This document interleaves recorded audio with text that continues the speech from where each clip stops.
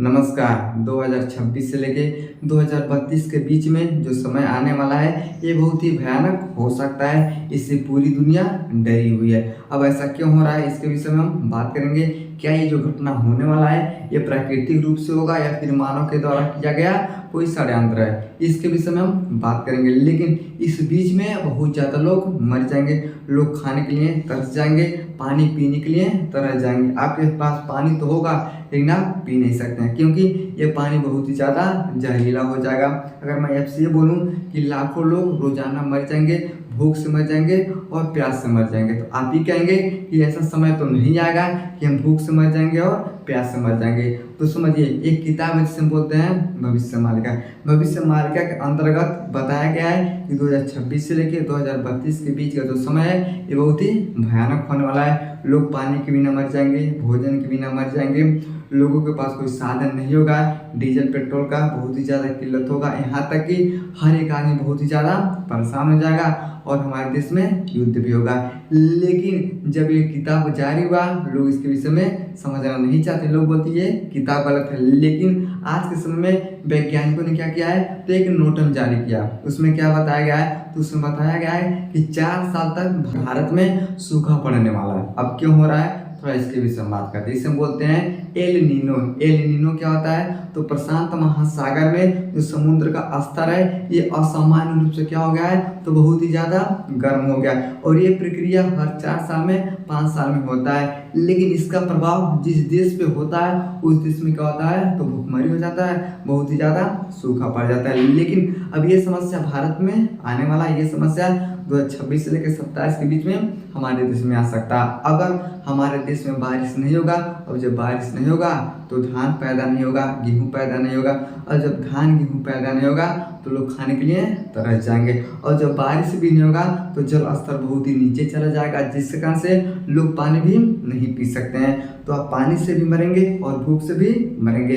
अब ऐसा क्यों हो रहा है, तो ये प्राकृतिक घटना है। लेकिन इस प्राकृतिक घटना के पीछे सबसे ज़्यादा किसका हाथ है, तो इंसान का हाथ है। अब इंसान क्या करता है, तो पेड़ों का कटाई बहुत ही ज़्यादा करने लगता है। लेकिन इसमें कौन मरेगा, तो जो लोग बेचारा कुछ भी नहीं किए हैं वो लोग क्या करेंगे, तो अपने प्राणों का आहुति देंगे। जैसे समझिए बड़े बड़े नेता सब होते हैं, ये क्या होते हैं, तो पेड़ों का कटाई बहुत ही जल्दी करवा देते हैं। लेकिन उन्हें ये नहीं पता होता है कि जब पर्यावरण नहीं रहेगा तो हम भी जीवित नहीं बचेंगे। वो लोग क्या करते हैं, आराम से घर में एसी लगा लेते हैं, उन्हें लगता है कि हमारा पूरा जीवन चलता है। गलती कौन करता है, तो बड़े लोग गलती करते हैं। लेकिन इस देश में जो गरीब होते हैं वही लोग क्या होंगे, तो बलि का बकरा बनेंगे। लोग क्या करते हैं, बहुत ऐसे लोग हैं जिनके पास खाने के लिए कुछ नहीं होता है, रोजाना आदमी मेहनत करता है और रोजाना खाता है। तो जो बड़े बड़े लोग होते हैं ये क्या करते हैं, गलती करते हैं और उसका भुगतान किससे करना पड़ता है, तो हम जैसे लोगों को इसका भुगतान करना पड़ता है। तो जिसके पास भोजन नहीं रहेगा वो बेचारा रोज मेहनत करता है और रोज खाता है।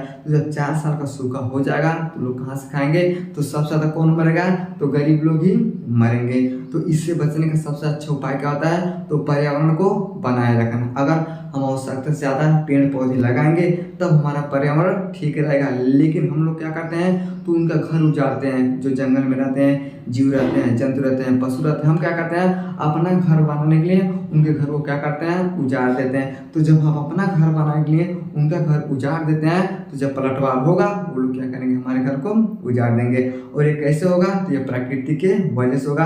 प्रकृति ने सबको अच्छे ढंग से बना के रखा है, लेकिन इंसान अपने पैसे के लालच में, अपने परिवार के लालच में, अपने कमाने के लालच में हर एक क्या करता है, हद को पार कर देता है। तो हम क्या कर रहे हैं, ज़्यादा से ज़्यादा वन का कटैया कर रहे हैं। अब ज़्यादा से ज़्यादा जब पेड़ों का कटैया होगा तो ग्लोबल वार्मिंग शुरू हो जाएगा। यहाँ तक कि हमारे देश के जो नदी है इनका भी जल स्तर 50% से नीचे आ चुका है। अब जब 50% नीचे हो जाएगा तो हमारे देश में मानसून नहीं बनेगा और बारिश नहीं होगा।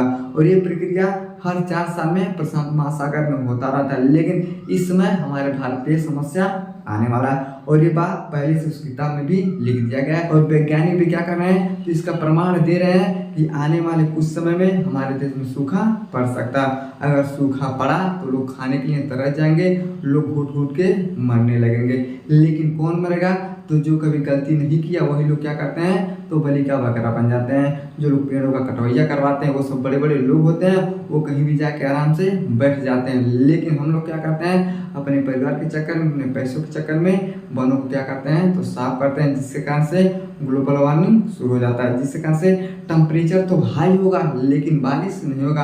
अगर मान लीजिए हमारे देश का टेम्परेचर अगर 50% चला जाता है और बारिश नहीं होता ना, तो लोग क्या होंगे, तड़प तड़प के मरने लगेंगे, घरों में आग लगने लगेगा, हवाई जहाज क्रैश हो जाएंगे, पेड़ पौधे जलने लगेंगे, यहाँ तक कि आपका जो वाहन है, मोटरसाइकिल है, ये भी सब क्या होगा तो जलने लगेगा। तो ये सब किसके कारण से होता है, तो हमारे गलती के कारण से होता है। और प्रकृति के खिलाफ हम क्या करते हैं, बहुत ज़्यादा छेड़छाड़ करते हैं, जिसके कारण से ये समस्या आने वाला है। लेकिन हमारा जो आयुर्वेद होता है, ये हर एक समस्या का समाधान इसके पास होता है। आपको क्या करना है, तो जब तक आप हैं तब तक आपको क्या करना है, तो मीट मांस का सेवन नहीं करना है, आपके अंदर ज़्यादा गर्मी नहीं होना चाहिए। आपको क्या करना है, तो फल फ्रूट का सेवन करना है, ज़्यादा से ज़्यादा आपको पानी पीना है, और ज़्यादा आपको क्या करना है, तो धूप से बचना। अपने घर में रहिए लेकिन आपको क्या, तो धूप से बचना है, क्योंकि जो हमारा ओजोन परत होता है, जो पराबैंगनी किरणों को रोकता है, इसमें बहुत ज़्यादा दिक्कत आ चुका है। तो अगर ये पराबैंगनी किरण अगर आपके ऊपर पड़ेगा,